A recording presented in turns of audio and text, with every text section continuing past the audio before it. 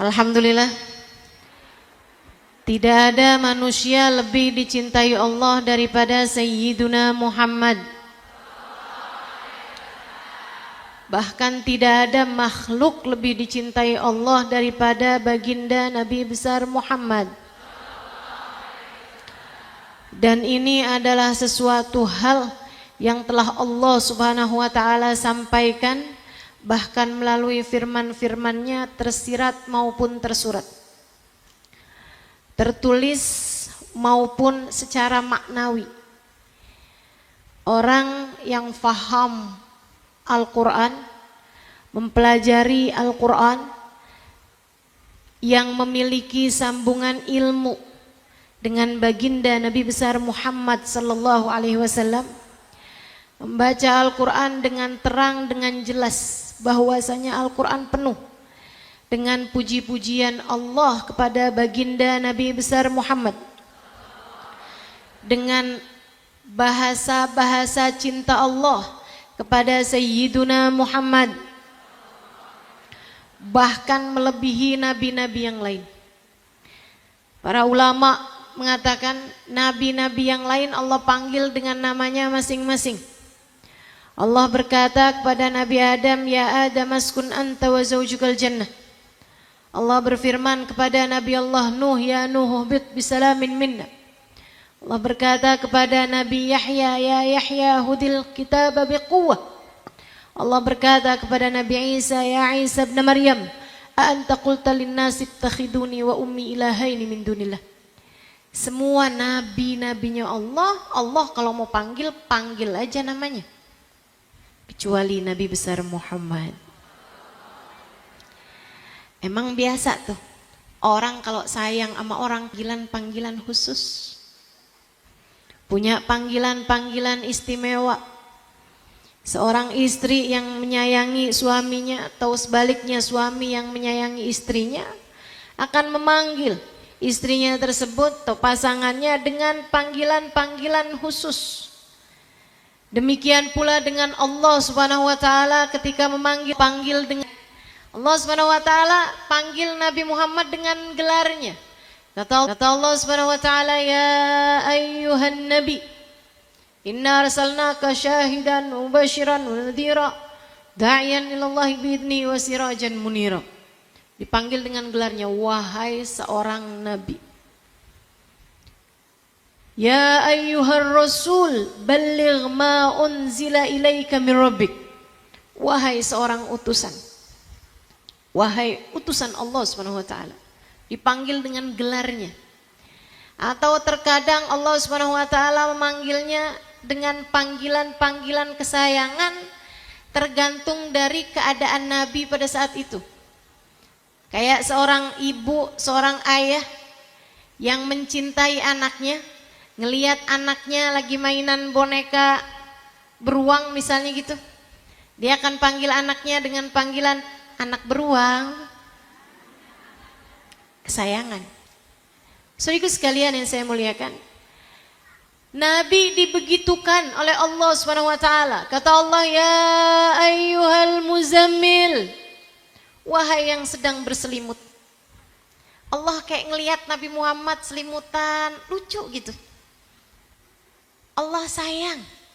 Sampai ketika menghitobi, berdialog, memanggil Nabi Muhammad, Allah panggil dengan ya ayyuhal muzammil. Pernah suatu ketika Nabi Muhammad gemeteran, kedinginan, menggigil hingga kemudian beliau menutupi tubuhnya. Allah Subhanahu wa taala memanggilnya ya ayyuhal mudaththir. Wahai yang sedang menutupi dirinya. Wahai yang sedang kelungkupan untuk nutupin dirinya. Panggilan kesayangan. Bahkan para ulama mentafsirkan Yasin wal Qur'anil Hakim innaka laminal mursalin. Yasin, kata para ulama, itu adalah panggilan khusus Allah kepada baginda Nabi besar Muhammad sallallahu alaihi wasallam, yang artinya adalah kependekan dari panjangnya ya Sayyidal Mursalin. Wahai seindah-indah utusan. Wahai semulia-mulia Rasul. Wal Qur'anil Hakim, demi Al-Quran yang mulia. Innaka laminal mursalin. Para ulama masih menambahkan. Katanya para ulama bahkan dibandingkan dengan para nabi-nabi. Yang semua nabi adalah hamba-hamba paling mulia di sisi Allah Subhanahu wa taala. Allah berikan derajat yang lebih buat baginda kita Nabi besar Muhammad. Nabi Musa, Allah Subhanahu wa taala ceritakan doanya tapi tidak diceritakan ijabahnya. Waktu mintanya Allah ceritakan doanya Nabi Musa, Rabbi syrahli wa yassir li amri wahlul 'uqdatan min lisani yafqahu qawli waj'alni waziran min ahli Harun akhi ushdud bi azri ila akhiril ayat. Saudaraku sekalian saya muliakan, Allah katakan doanya Nabi Musa, Rabbi syrahli sadri, ya Allah lapangkanlah dadaku. Allah enggak ceritain ijabahnya. Waktu dia minta Allah ceritain, waktu Allah kasih enggak diceritain sama Allah. Tapi Nabi Muhammad, beliau pun meminta kepada Allah agar dilapangkan dadanya. Tapi Allah tidak menceritakan doanya, Allah ceritakan ijabahnya. Kata Allah, alam nashrah laka sadrak, bukankah telah kami lapangkan dadamu, wahai Nabi Muhammad. Beda sayangnya. Allah sayang sama Nabi Musa. Tapi sayangnya Allah kepada Nabi Musa kalah sama sayangnya Allah kepada Nabi Muhammad. Waktu minta diceritain, waktu Allah kasih nggak diceritain. Kalau Nabi Muhammad waktu dikasihnya diceritain. Masya Allah. Nabi Ibrahim berdoa di dalam Al-Quran. Rabbi la tukhzini yawma yub'atsun yawma la yanfa' mal wala banun illa man atallaha biqalbin salim. Katanya Nabi Allah Ibrahim yang Allah ceritakan dalam Al-Quran. Ya Allah, jangan hinakan aku di saat hamba-hambamu dibangkitkan. Nanti datang padang mahsyar ya Allah, kau akan bangkitkan hamba-hambamu. Jangan hinakan aku pada saat itu, jangan kecewakan aku pada saat itu, jangan buat aku sedih hati pada saat itu. Tentu doa Nabi Ibrahim diijabah Allah. Nabi Ibrahim tidak akan dikecewakan Allah, tapi Allah tidak menceritakan hal tersebut.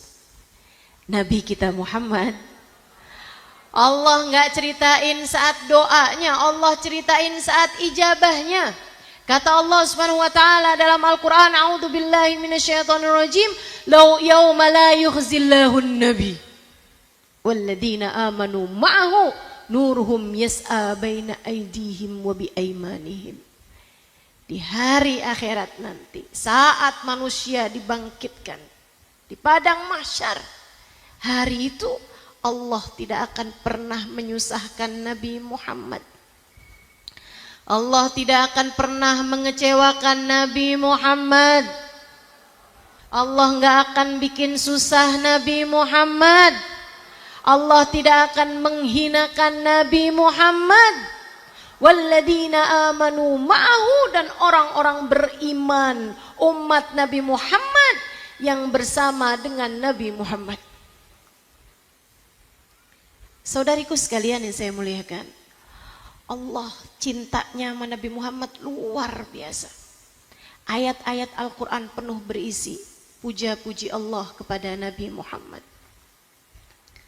Saudariku sekalian yang saya muliakan, maka aneh sekali kalau orang mempelajari Al-Quran kemudian membid'ah-bid'ahkan cinta kepada Nabi Muhammad. Ia bahkan inti penciptaan semesta. Aneh sekali kalau orang mempelajari Al-Quran kemudian dia tidak merasakan betapa setiap kalimat, setiap ayat, setiap surat yang Allah Subhanahu wa taala bagikan kepada kita sekalian penuh berisi tentang cinta Allah kepada baginda kita Nabi besar Muhammad sallallahu alaihi wa ala alihi wa sahbihi wasallam.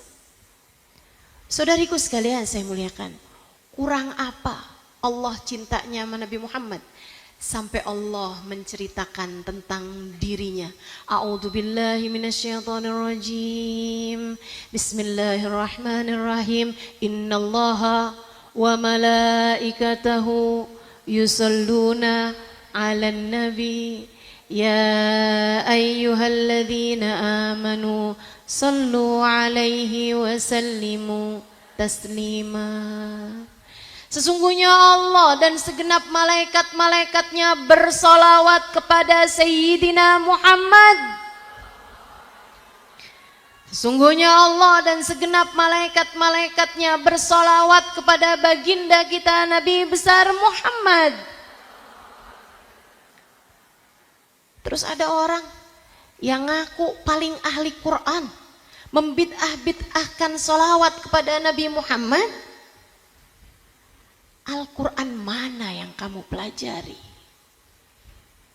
Al-Quran ayat berapa yang kamu pelajari? Al-Quran dari lisan siapa yang kamu pelajari? Bahkan saudariku sekalian yang saya muliakan, tidak masuk di akal saya orang ngafalin Al-Quran tapi gak punya rasa cinta sama Nabi Muhammad. Dia lupa Al-Quran turun di hati Nabi Muhammad. Dia lupa Al-Quran turun kepada Sayyidina Muhammad. Al-Quran kita adalah surat-surat cinta Allah buat Nabi besar Muhammad.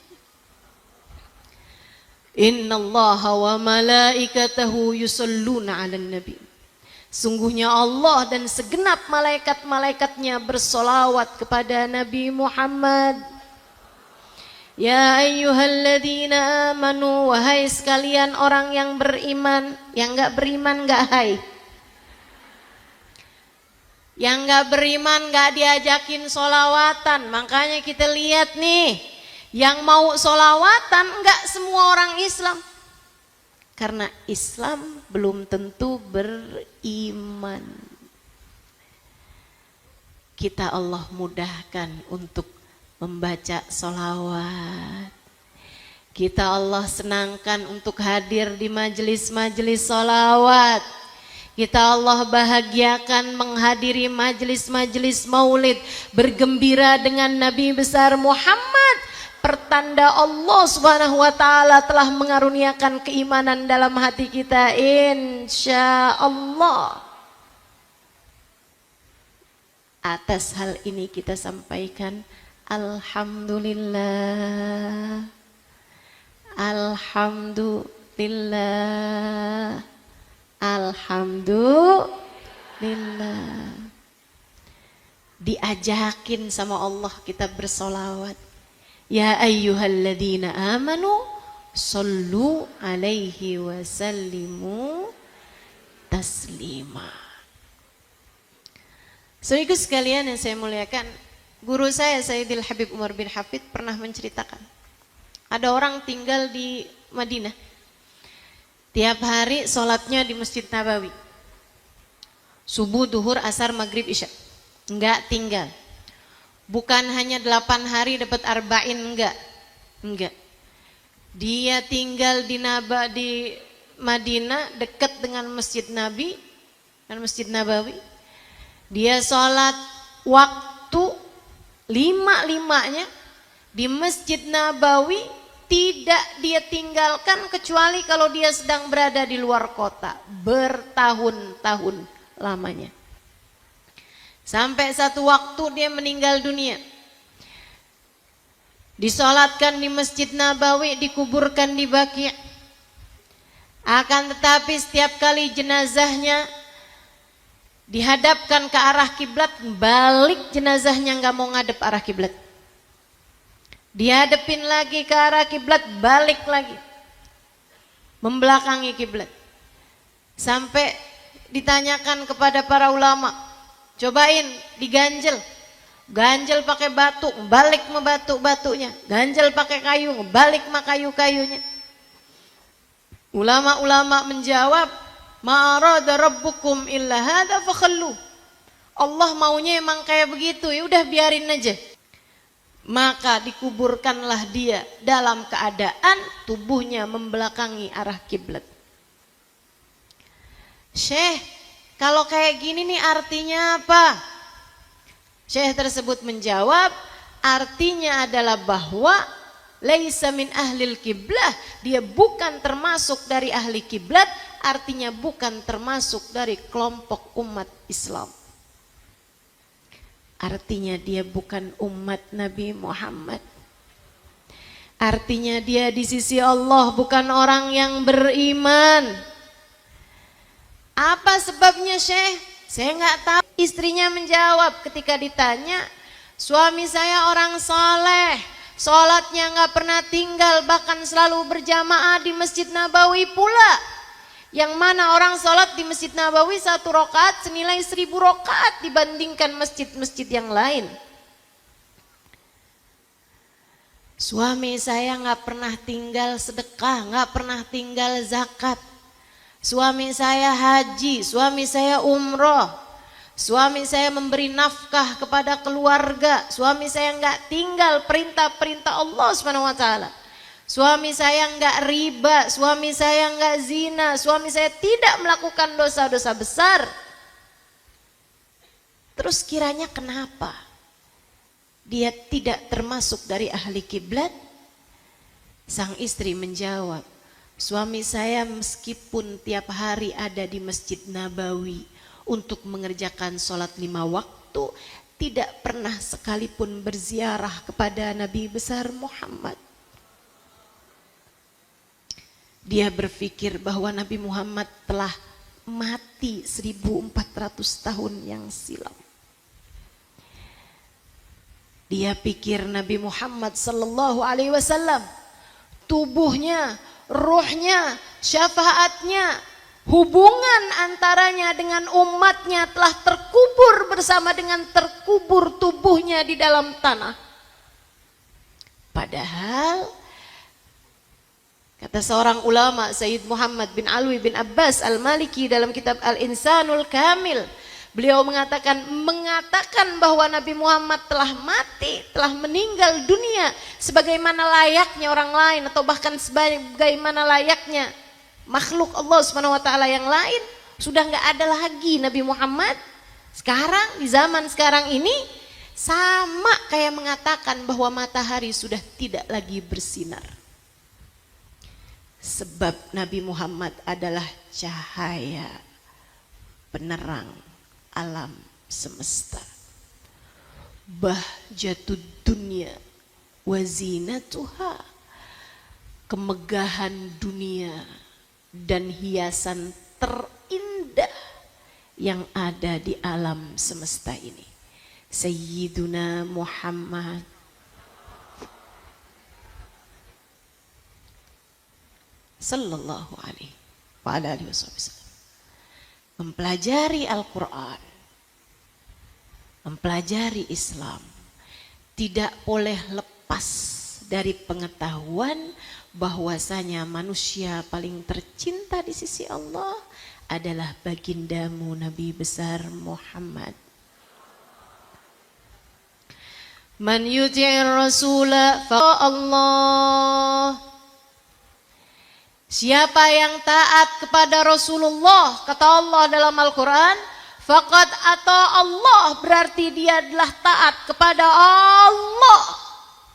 Nabi Muhammad perwakilan Allah di atas muka bumi ini.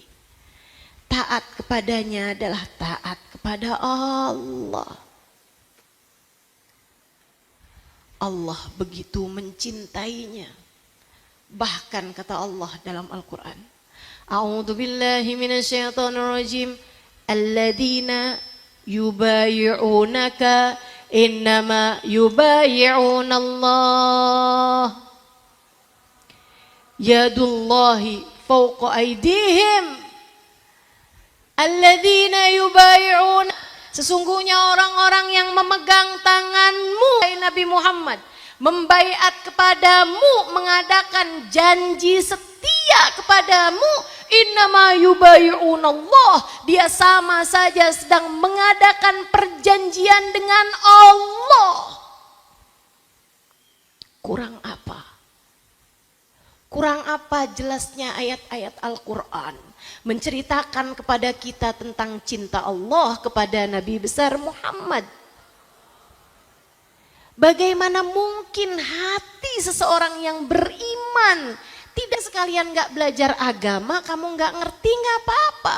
Tapi kamu belajar ilmu agama, kamu belajar Al-Quran tanpa faham bahwa Al-Quran berisi cinta Allah kepada Nabi besar Muhammad.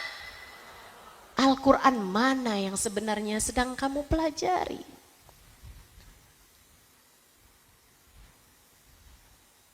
Saudariku sekalian yang saya muliakan, Allah bahkan mencintai apapun dan siapapun yang memiliki sambungan dengan Nabi Muhammad. Kota yang paling dicintai Allah adalah kota Mekah dan Madinah bittifaqil ulama. Semua ulama sepakat bahwasanya kota paling tercinta di sisi Allah adalah Mekah dan Madinah. Kalau Madinah sih udah pasti. Madinah jadi Madinah karena Nabi Muhammad sallallahu alaihi wasallam. Al-Madinah huwa alladhi yunawwirha. Madinah jadi Madinah Munawwarah karena diterangi oleh Nabi besar Muhammad. Wa illa, kalau enggak karena Nabi, Madinah cuma Yathrib. Ketika Nabi sudah datang ke sana, barulah ia menjadi Madinatul Rasul, kotanya Nabi besar Muhammad. Kalau Mekah mungkin karena ada Ka'bah, kalau Mekah mungkin karena ada Hajar Aswad. Tunggu, kamu baca Al-Quran bukan? Allah Subhanahu wa taala mengatakan dalam Al-Qur'an, a'udzu billahi minasyaitonir rajim. Bismillahirrahmanirrahim. La uqsimu bihadzal balad wa anta hillun bihadzal balad. Kata Allah Subhanahu wa taala, aku bersumpah atas nama kota Mekah. Tempat tuh atau kota atau apapun, kalau dijadikan sumpahnya Allah Subhanahu wa taala, berarti yang paling mulia di kelasnya. Yang paling dicinta Allah di kelasnya. Allah bersumpah atas nama buah-buahan, kata Allah, wattini wazaitun. Demi buah tin, demi buah zaitun. Itu dua buah itu yang paling dicinta Allah, dua buah itu yang paling mulia di sisi Allah Subhanahu wa taala. Duren kalah, rambutan apalagi, gak pakai jilbab soalnya dia.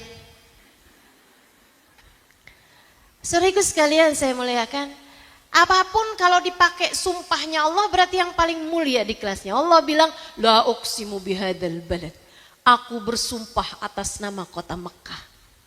Sampai jadikan sumpah sama Allah, artinya kota Mekah menjadi kota yang paling mulia di sisi Allah SWT. Kenapa? Apa sebabnya ya Allah? Karena Ka'bah kah? Bukan, sebabnya adalah wa anta hillun bihadzal balad. Karena engkau wahai Nabi Muhammad bertempat tinggal di kota Mekah. Karena engkau wahai Nabi Muhammad lahir dan besar di Mekah. Karena engkau wahai Nabi Muhammad dapat wahyu di Mekah. Karena engkau wahai Nabi Muhammad menghabiskan banyak umurmu di kota Mekah. Itu sebabnya para ulama-ulama mengatakan bahwasanya kota Mekah lebih mulia daripada Madinah ketika Mekah ditinggali sama Nabi Muhammad. Ketika Nabi Muhammadnya pindah ke Madinah, Madinah lebih Allah cintai daripada Mekah. Sebab masalahnya bukan tanahnya. Sebab masalahnya bukan langitnya. Sebab masalahnya bukan gunung-gunungnya. Melainkan masalahnya ada pada li ajlil ain qurratul Madinah. karena sepasang mata yang tinggal di dalamnya. Matanya baginda Nabi besar Muhammad. A'udzu billahi minasyaitonir rajim. Bismillahirrahmanirrahim. Wa ma kana Allahu liyu'adzibahum wa anta fihim.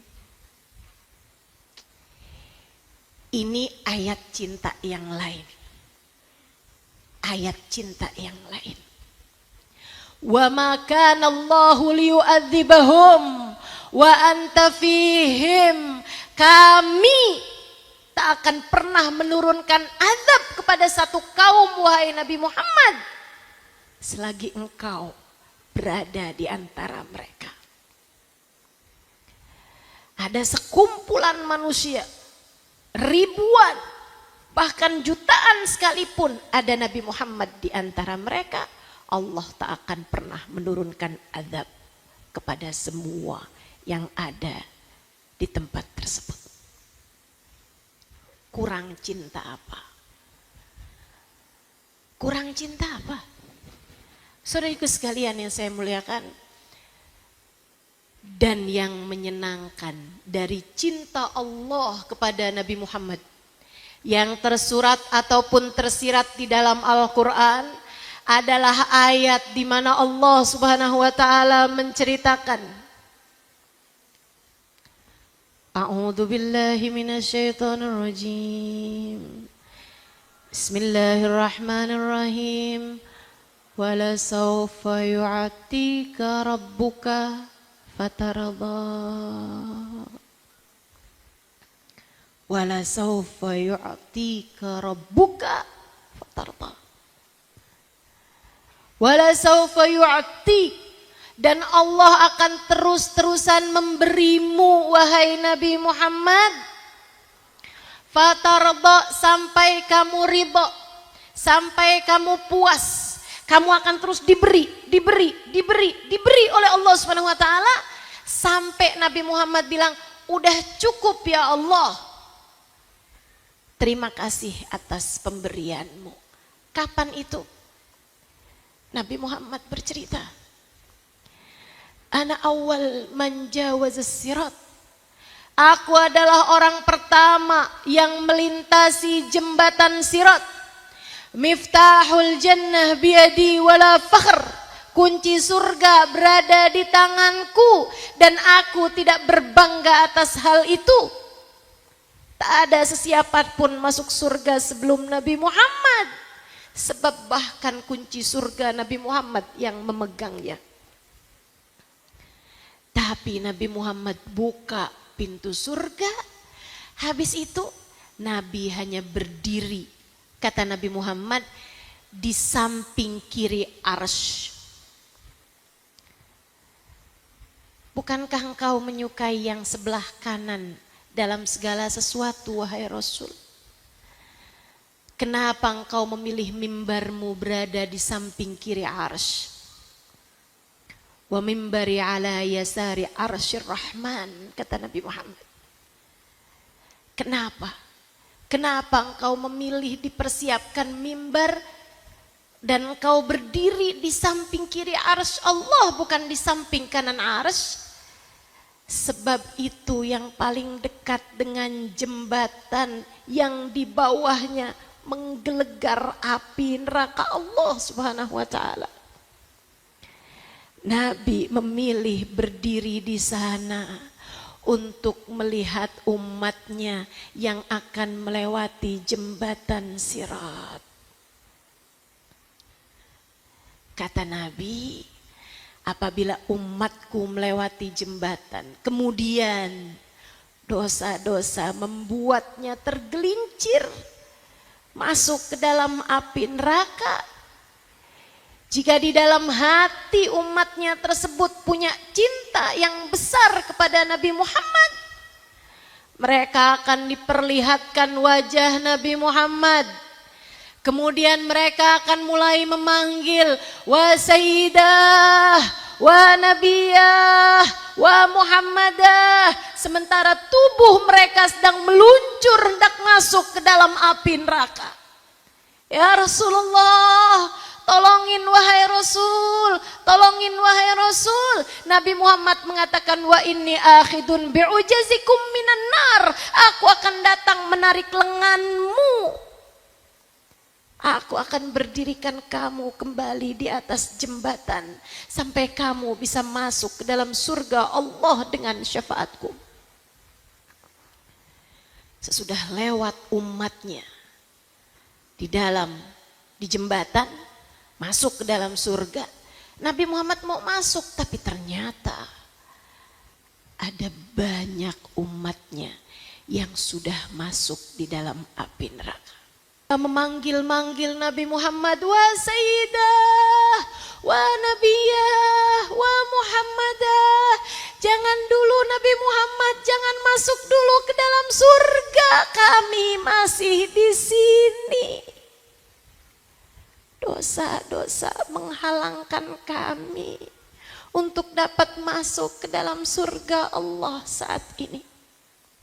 Nabi bercerita, fasajadtu lillahi sajdah. Aku pun segera sujud kepada Allah Subhanahu wa taala. Hatta qila li, ya Muhammad irfa ra'sak sal tu'ta isfa'tu syafa'. Wahai Nabi Muhammad, angkatlah kepalamu, minta apa yang kamu mau, silahkan tolong siapapun yang engkau kehendaki. Berilah syafaat pada siapa yang engkau inginkan.